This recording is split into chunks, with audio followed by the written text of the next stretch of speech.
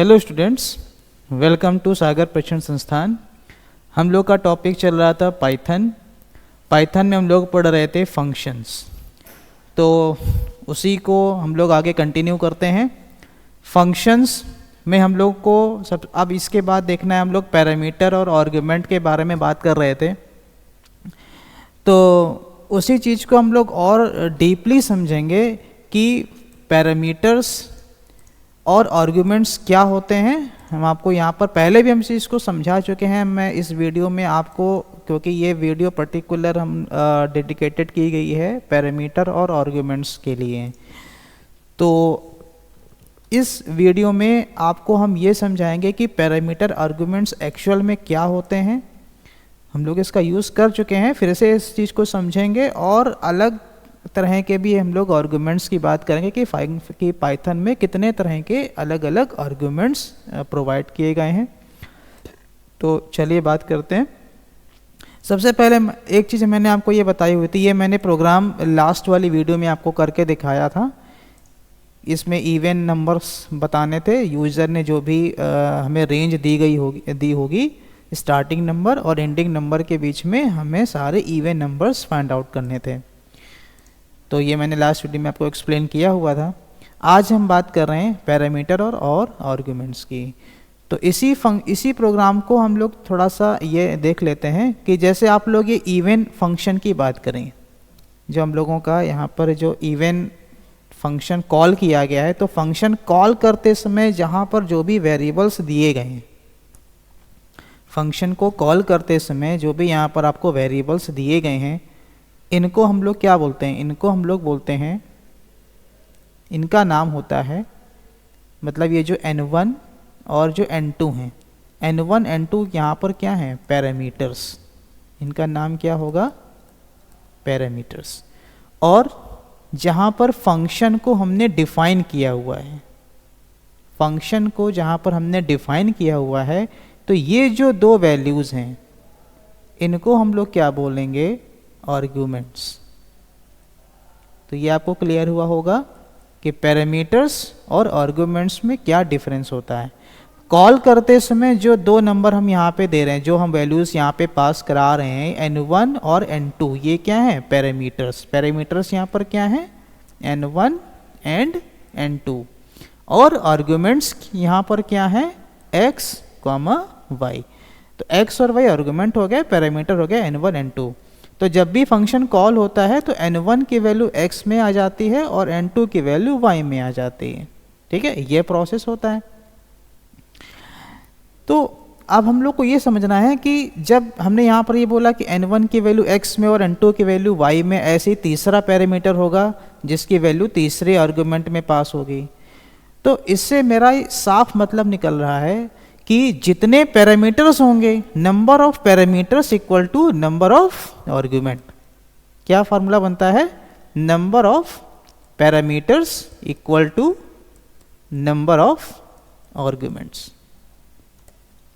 ठीक है, ये आपको हमेशा ध्यान रखना है कि जितने पैरामीटर आप पास कराएंगे उतने नंबर ऑफ आर्गुमेंट्स आपको देने होते हैं। तो अब हम लोग यहाँ पर हमें समझना क्या है, देखिए, अब कोई ऐसी सिचुएशन आई जहाँ पर हमें ये फिक्स ही नहीं है कि कितने नंबर ऑफ पैरामीटर्स होंगे। मान लीजिए हमने यूज़र पर ये डिपेंड कर दिया कि यूज़र जितने चाहे उतने पैरामीटर यहाँ पर ऐड कर सकता है। तो यूज़र यहाँ पर n number of parameters add कर देगा। तो अब उसके लिए हम लोग फंक्शन कैसे बनाएंगे? क्योंकि आपको पता है कि अभी क्या फार्मूला चल रहा है, number of parameters equal to number of arguments. अब यूज़र ने यहाँ पर 5 नंबर ऑफ पैरामीटर्स ऐड कर दिए, तो हम इस फंक्शन को किस तरह से मॉडिफाई करेंगे 5 पैरामीटर्स के लिए? क्योंकि उस समय तो हमें नहीं पता होगा ना कि यूज़र कितने यहाँ पर वैल्यूज़ पास कर रहा है। यूज़र कितने भी वैल्यू पास कर सकता है, तो हम कैसे फाइंड आउट करेंगे कि यहाँ पर कितने नंबर ऑफ पैरामीटर्स हैं, उतने ही आर्गुमेंट हम यहाँ पर ले लें? तो ऐसा तो हर वक्त पॉसिबल ही नहीं होगा। तो हमें करना क्या होगा? तो हमारा सिंपल सा यहाँ पर लॉजिक ये बनेगा हमारा सिंपल से यहाँ पर लॉजिक ये बनेगा कि हम इस चीज़ को डायनेमिक करें। तो कैसे करेंगे, देखिए इस चीज़ को हम यहाँ पर समझेंगे। एक न्यू फाइल हम लोग यहाँ पे क्रिएट कर लेते हैं। देखिए हमने यहाँ पर एक न्यू फाइल क्रिएट करी और हम लोग इस फंक्शन डायनेमिक पैरामीटर्स और आर्गुमेंट को हम समझेंगे कि डायनेमिकली हम किस तरह से आर्गुमेंट पास कर सकते हैं किसी फंक्शन के अंदर। तो अब देखते हैं यहाँ पर हम क्या करते हैं। सबसे पहले एक फ़ाइल बना देते हैं और हमने इस फाइल का नाम दे दिया फंक्शन आर्गुमेंट, या हम सीधे आर्गुमेंट्स नाम से एक फ़ाइल क्रिएट कर लेते हैं।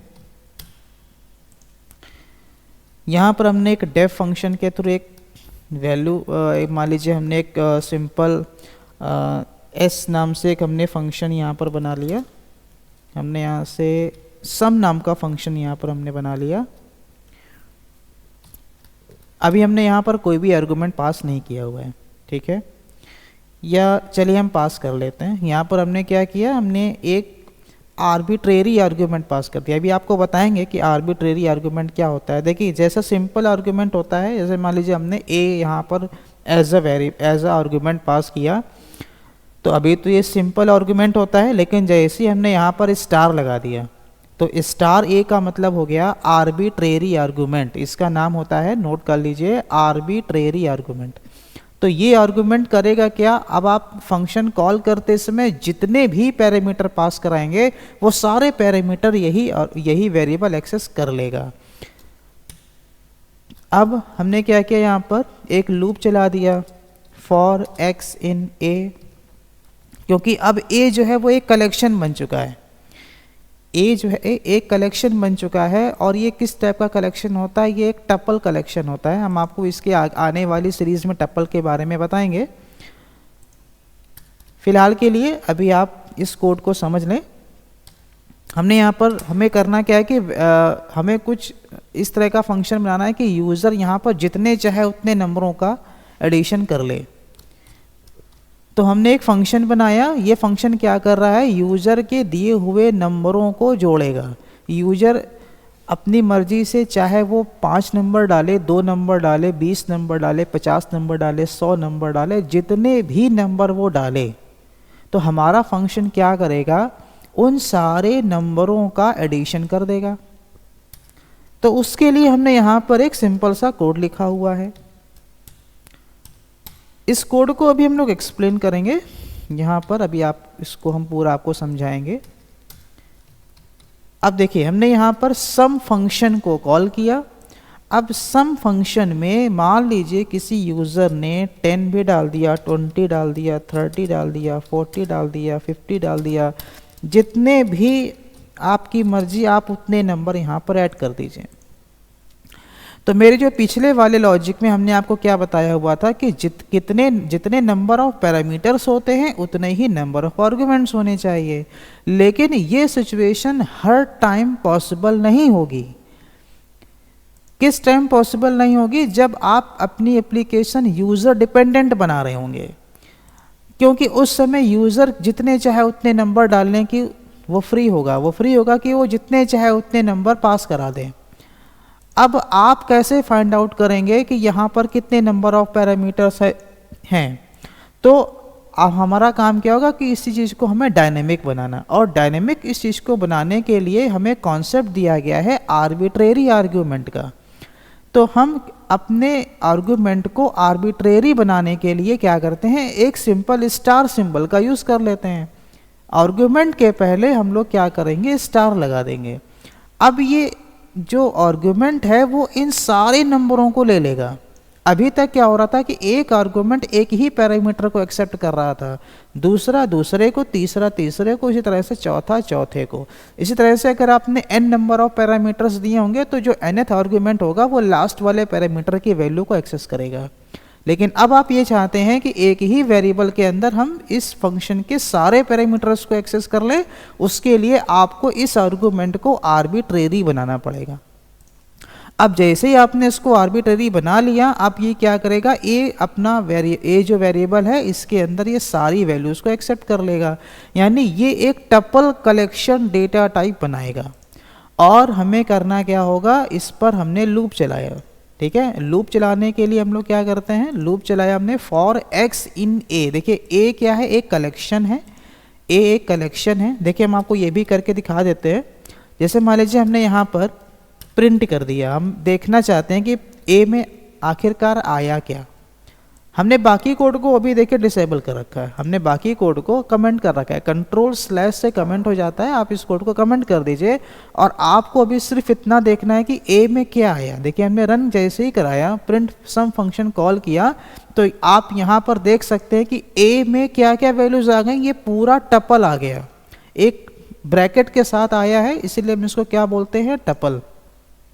हमने यहाँ पर जितनी भी वैल्यूज पास कराई हुई थी वो सारी वैल्यूज अब ए में आ चुकी हैं।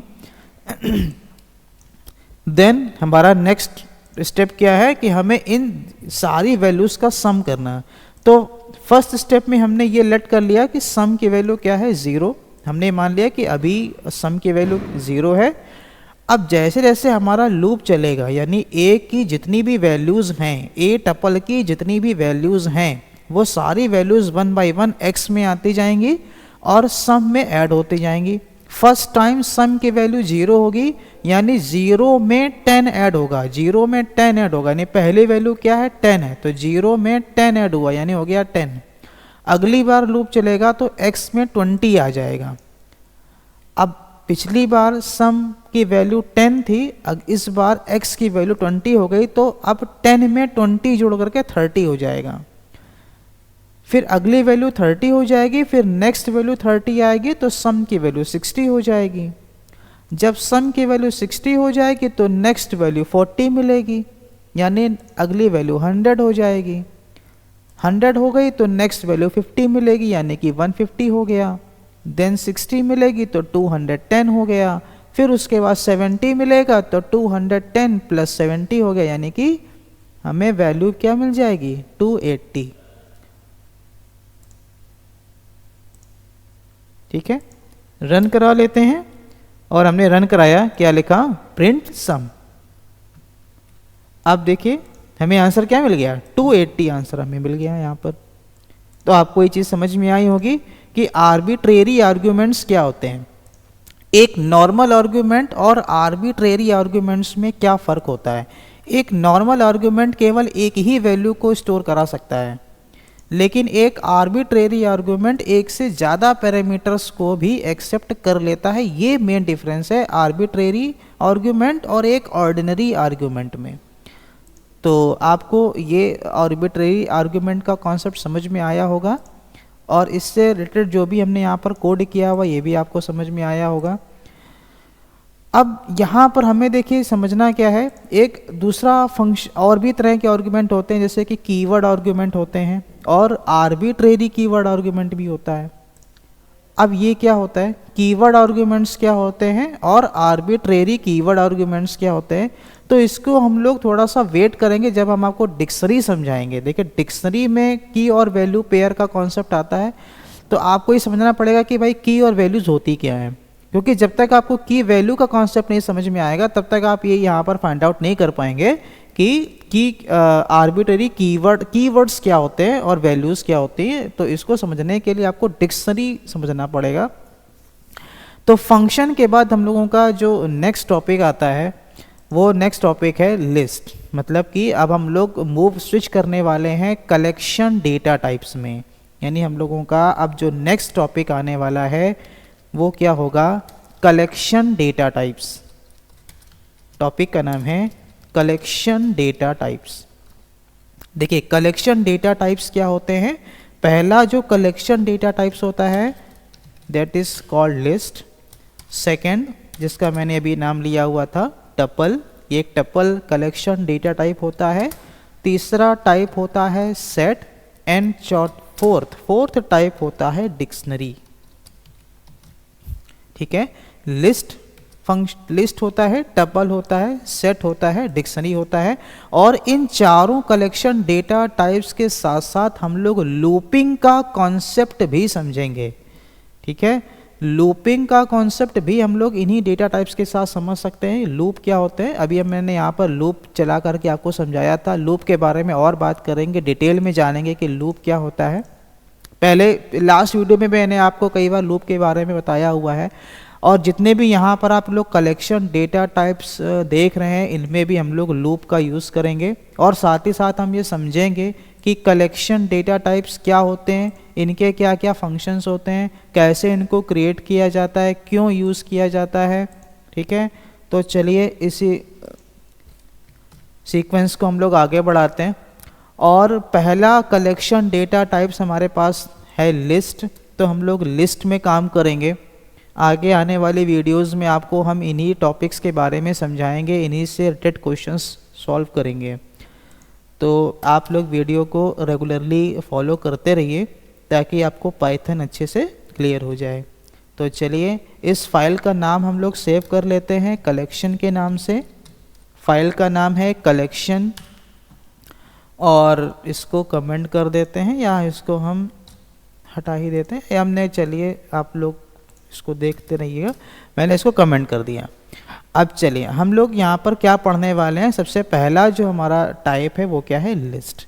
देखिए अब आप लोगों ने अभी तक क्या पढ़ रखा है, वेरिएबल्स के बारे में। ठीक है, देखिए वेरिएबल में खास बात क्या होती है कि ये एट अ टाइम केवल एक ही वैल्यू को स्टोर करता है। जैसे मान लीजिए वेरिएबल ए है और इक्वल लगा करके हमने 10 लिखा, तो इसका मतलब ये है कि अब ये एक ही वैल्यू को स्टोर करेगा। मतलब अगर आप ए प्रिंट कराएंगे तो ये 10 ही प्रिंट करेगा।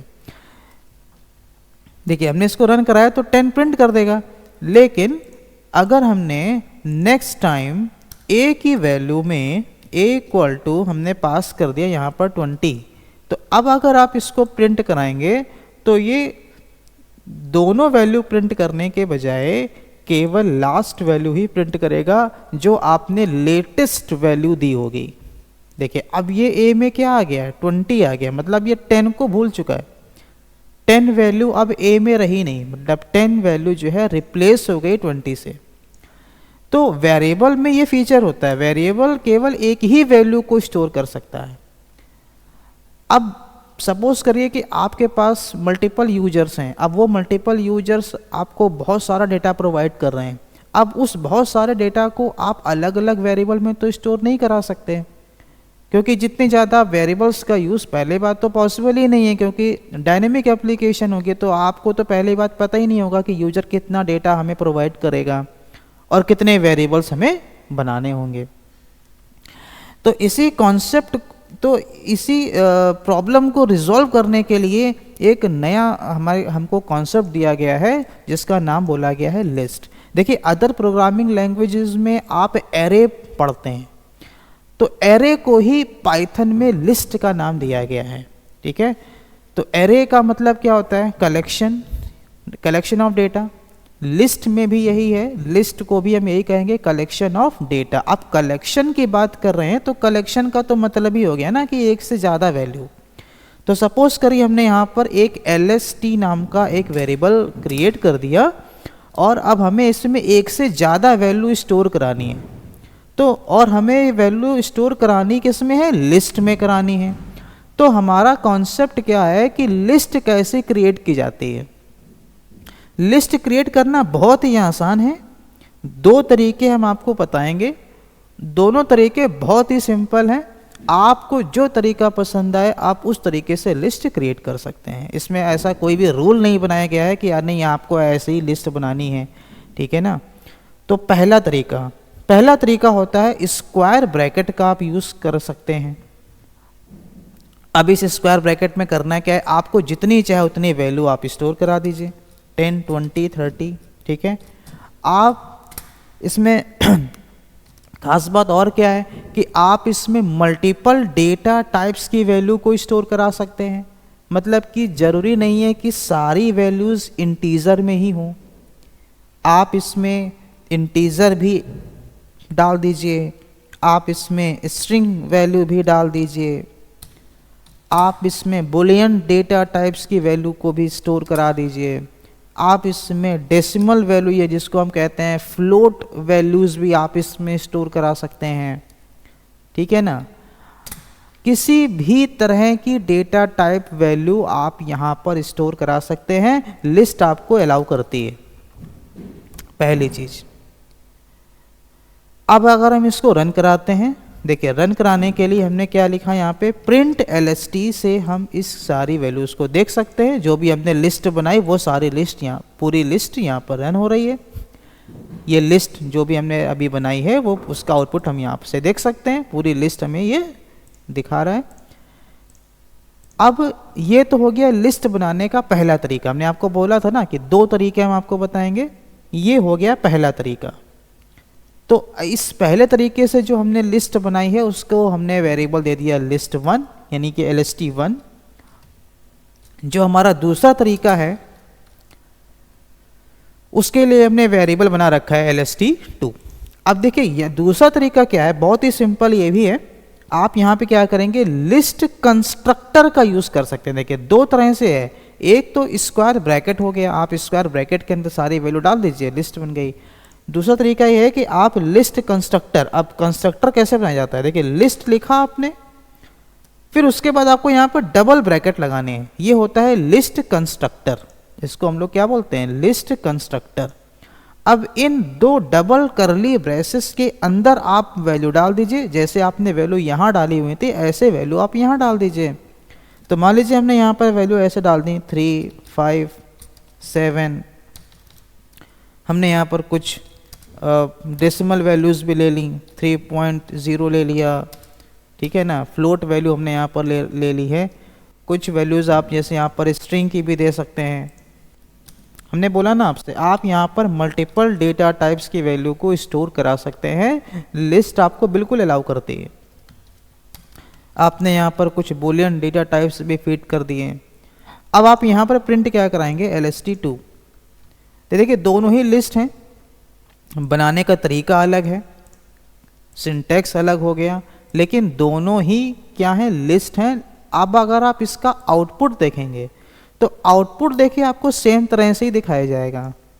आप चाहे आउटपुट स्क्वायर ब्रैकेट का यूज करके बनाएं और चाहे आप आउटपुट लिस्ट चाहे आप लिस्ट को लिस्ट कंस्ट्रक्टर का यूज करके बनाएं, आपको आउटपुट वैसा ही दिखने वाला है। तो सबसे जो मेन यहाँ पर है कि लिस्ट कैसे बनाई जाती है और लिस्ट का यूज़ क्यों किया जाता है, इन 2 क्वेश्चंस का आंसर आपको मिल गया। एक बार फिर से रिपीट कर देते हैं। मेरे पहला क्वेश्चन, लिस्ट का यूज़ क्यों करते हैं, तो मेरा आंसर क्या होगा कि मल्टीपल वैल्यूज़ को स्टोर कराने के लिए हम लोग मल्टीपल वैल्यूज़ को सिंगल वेरिएबल में स्टोर कराना है तो हम लोग क्या यूज़ करेंगे, लिस्ट का यूज़ करेंगे। बनाया कैसे जाता है, 2 तरीके हैं। आप लिस्ट यहाँ पर स्क्वायर ब्रेसेस का यूज़ कर सकते हैं, स्क्वायर ब्रैकेट का यूज़ कर करके आप लिस्ट क्रिएट कर सकते हैं। दूसरा तरीका ये होता है कि आप लिस्ट कंस्ट्रक्टर का यूज़ करके भी लिस्ट क्रिएट कर सकते हैं, लेकिन आउटपुट दोनों का सेम तरीके से ही आपको दिखाई देगा। इसके बाद इसमें कुछ और भी फीचर्स होते हैं लिस्ट में। जैसे हमने आपको पहला फीचर क्या बताया कि लिस्ट में आप मल्टीपल डेटा टाइप्स की वैल्यू को स्टोर करा सकते हैं। दूसरा इसका फीचर ये होता है, आप लोग चाहें तो नोट कर सकते हैं। पहला हमने यहाँ पर आपको फीचर का पॉइंट क्या बताया, फर्स्ट फीचर हमने आपको यहाँ पर ये बताया मल्टीपल डेटा टाइप्स। आप यहाँ पे मल्टीपल डेटा टाइप्स की वैल्यू को स्टोर करा सकते हैं, ये हमारा फर्स्ट फीचर हो गया लिस्ट का। दूसरा यहाँ पर सबसे बड़ा फीचर ये है कि यहाँ पर डुप्लीकेसी अलाउ है। देखिए डुप्लीकेसी अलाउ है, ये क्या बात हुई, डुप्लीकेसी का मतलब क्या होता है। देखिए डुप्लीकेसी का मतलब ये हो गया कि आप किसी वैल्यू को एक से ज़्यादा बार इंटर करा सकते हैं। मतलब जैसे यहाँ पे 10 लिखा है, आप देख सकते हैं यहाँ पे 10 लिखा है, तो आप 10 को एक से ज़्यादा बार भी रिपीट कर सकते हैं। मतलब एक वैल्यू एक से ज़्यादा बार रिपीट हो सकती है। जैसे 3.0 यहाँ पर लिखा है, तो आप 3.0 को कितने बार भी रिपीट करा सकते हैं। यहाँ पर दी हुई किसी भी वैल्यू को आप कितने बार भी रिपीट करा सकते हैं। तो ये वो फीचर है, ये बोल रहा है कि लिस्ट में डुप्लीकेसी अलाउ होती है। ठीक है, थर्ड फीचर में हम लोग आते हैं। थर्ड फीचर हमें ये बोलता है कि लिस्ट चेंजेबल होती है। देखिए क्या बोला गया, लिस्ट चेंजेबल होती है, मतलब आप इसमें किसी भी वैल्यू को चेंज कर सकते हैं। चेंज करने का मतलब क्या है कि जैसे मान लीजिए यूज़र ने एक बार हमें लिस्ट में राम यहाँ पर नाम डाल के हमें लिस्ट में दे दिया। अब यूज़र उसके बाद जब चाहे ये राम को चेंज भी कर सकता है, मतलब राम को रमा भी बना सकता है, राम को श्याम भी कन्वर्ट कर सकता है, यहाँ पर कोई भी नाम दे सकता है। जैसे यहाँ पर 30 लिखा हुआ है, अब यूज़र ने हो सकता है गलती से यहाँ पे 30 डाल दिया हो, अब यूज़र को इसे चेंज करना है तो यूज़र जब चाहे 30 को चेंज करके 40 कर सकता है, या कोई भी वैल्यू किसी भी वैल्यू से इसको रिप्लेस कर सकता है, पहली चीज़। दूसरी चीज़ कि लिस्ट में हम कभी भी कोई नया नंबर ऐड कर सकते हैं, मतलब मान लो यूज़र ने पहली बार 4 वैल्यूज़ बना दी, 4 वैल्यू लिस्ट में डाल दी, फिर जब हमने इसको यूज़र ने इसको रन किया, उसको और वैल्यू इसमें ऐड करनी है, तो जब चाहे इसमें लिस्ट में नई वैल्यू ऐड कर सकता है, या यूज़र जब चाहे इससे अपनी लिस्ट बनी हुई लिस्ट से किसी भी वैल्यू को हटा सकता है। तो कुल मिलाकर के बात यह है कि लिस्ट कंप्लीटली चेंजेबल है, मीन्स इसका एक और वर्ड यहाँ पर आता है म्यूटेबल। लिस्ट एक म्यूटेबल ऑब्जेक्ट होती है, लिस्ट इज म्यूटेबल ऑब्जेक्ट। देखिए क्या है, म्यूटेबल ऑब्जेक्ट है। म्यूटेबल का मीन्स चेंजेबल, लिस्ट को हम चेंज कर सकते हैं। तो ये 3 फीचर आपको समझ में आ गए। Multiple data types, duplicacy allow होती है, लिस्ट चेंजेबल होते हैं। चौथा एक और फीचर यहाँ पर आता है, list are ordered. Ordered in the sense कि आपने ये जो वैल्यूज जिस सीक्वेंस में पास करी होंगी, इसी सीक्वेंस में ही हमारे प्रोग्राम का फ्लो चलेगा, और इसी सीक्वेंस में ही आउटपुट में भी आपको इसका आंसर मिलेगा। मान लीजिए आपने 10 दिया, फिर 20 दिया, फिर 30 दिया, फिर 10 दिया, फिर राम दिया, ऐसी तरह से, मतलब आपने जिस सीक्वेंस में वैल्यू लिस्ट में ऐड करी होंगी, हमेशा वही सीक्वेंस रहेगा, उसी सीक्वेंस में ही आप वैल्यू को एक्सेस कर सकते हैं। तो ये मेनली 4 फीचर्स होते हैं लिस्ट के लिए। Data types, multiple data types आप स्टोर करा सकते हैं, डुप्लीकेट वैल्यू यहाँ पर अलाउ होती है, लिस्ट पूरी तरह से चेंजेबल होता है, दैट मीन्स कि list is mutable object, and fourth is and the last is list are ordered. इसमें सीक्वेंस वही रहता है, जिस सीक्वेंस में आपने वैल्यू पास करी होंगी लिस्ट के अंदर, उसी सीक्वेंस में आप वैल्यू को भी एक्सेस कर लेंगे। तो ये लिस्ट के कुछ फीचर्स होते हैं। अब बात आती है, हमने देखिए 3 चीज़ों में हमने कवर अप कर लिया है।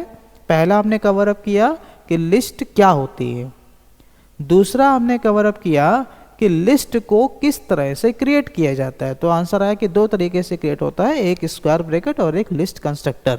तीसरा हमने कवर अप ये किया है कि लिस्ट के क्या क्या फीचर्स होते हैं, क्या क्या कैरेक्टरिस्टिक्स होती हैं लिस्ट की, तो उन बातों पर हमने ध्यान दिया।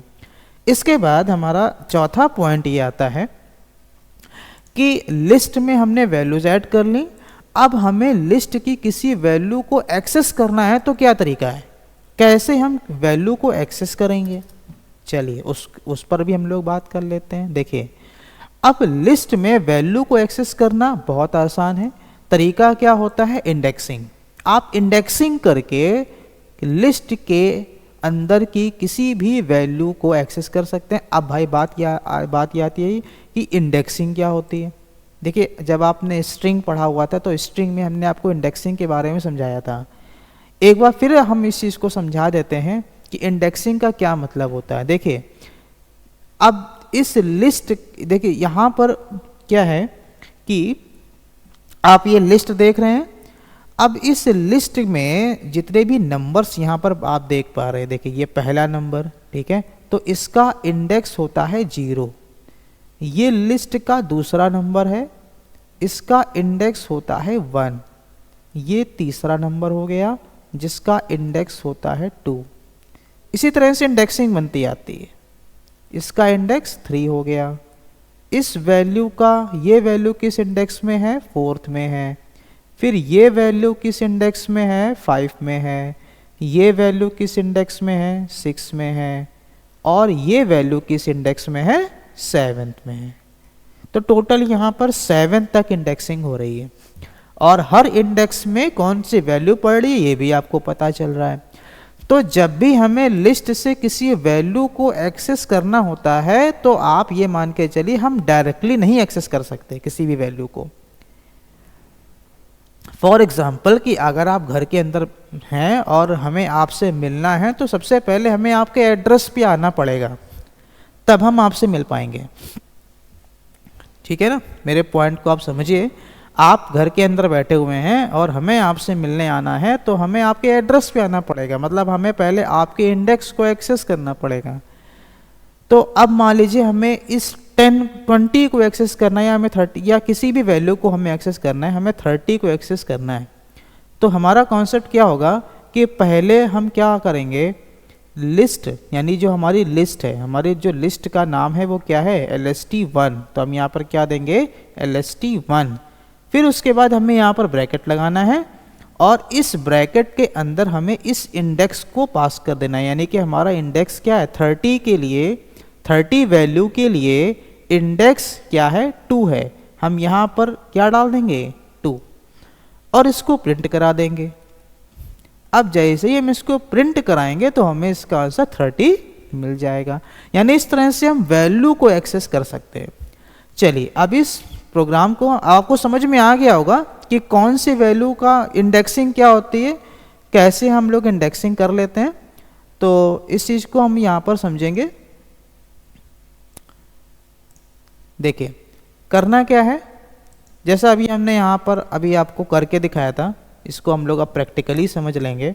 हमने यहाँ पर क्या लिखा, प्रिंट लिखा, फिर हमने यहाँ पर दे दिया LST1 और यहाँ पर स्क्वायर ब्रैकेट लगाया और हमें 30 एक्सेस करना है। तो 30 एक्सेस करने के लिए आपको पता है कि 30 किस इंडेक्स में है, तो यहाँ से आपको समझ लेना है कि जो फर्स्ट वैल्यू होती है वो 0 इंडेक्स पे होती है, ठीक है, सेकंड वैल्यू फर्स्ट इंडेक्स पे होती है। मतलब आपको यहाँ पर ये समझना है कि जिस वैल्यू का जो सीक्वेंस है उससे आप एक कम कर दीजिए। मतलब 30 थर्ड सीक्वेंस में आ रहा है, थर्ड नंबर है लिस्ट के हिसाब से, लिस्ट के अकॉर्डिंग देखा जाए तो ये थर्ड पॉइंट पे आ रहा है, थर्ड पोजीशन पे आ रहा है। तो इसका इंडेक्स 2 होगा, मतलब इसका इंडेक्स हमेशा n-1 होता है। इसको आप ध्यान रखिए। जैसे 30 है तो लिस्ट के अकॉर्डिंग 30 थर्ड पोजीशन पे है, यानी इसका इंडेक्स क्या होगा 2। जैसे हमने कहा राम का इंडेक्स क्या है, तो राम का आप पहले पोजीशन देखिए, राम की पोजीशन क्या है 1 2 3 4 5, यानी 5th पोजीशन है, यानी इसका इंडेक्स क्या बनेगा 4। तो अगर आप यहाँ पे 4 लिखेंगे तो राम एक्सेस होगा, सॉरी, अगर आप यहाँ पे 4 लिखते हैं तो राम को आप एक्सेस कर पाएंगे। देखिए हमने LST1 में 4 लिखा, तो आप यहाँ पर क्या एक्सेस करेंगे, देखिए यहाँ पर प्रिंट होकर, इसको हम क्लियर कर देते हैं और एक बार फिर से रन कराते हैं। तो यहाँ देखिए क्या प्रिंट हो रहा है, राम प्रिंट हो रहा है ना। कैसे हो रहा है समझ में आ गया होगा आपको। जैसे हम यहाँ पर हम 30.5 को एक्सेस करना चाहते हैं, तो 30.5, अब देखिए ये किस इंडेक्स पे है, तो इंडेक्स देखने के लिए हमें ये देखना है कि किस पोजीशन पे है। तो 1 2 3 4 5 6 7, देखिए 30.5 जो है 7th पोजीशन पे है, यानी कि इसका इंडेक्स 6 बनेगा। यानी इंडेक्स हमेशा n-1 होता है, ये आपको ध्यान रखना है। यानी वैल्यू क्या हो गई 30.5, हमें वैल्यू यहाँ पर मिल चुकी है। तो आपको इंडेक्सिंग करना समझ में आ गया और वैल्यू को एक्सेस करना भी आपने सीख लिया। अब यहाँ पर आपको एक चीज और देख लेनी है, इंडेक्सिंग 2 तरह से हो सकती है, नेगेटिव और पॉजिटिव।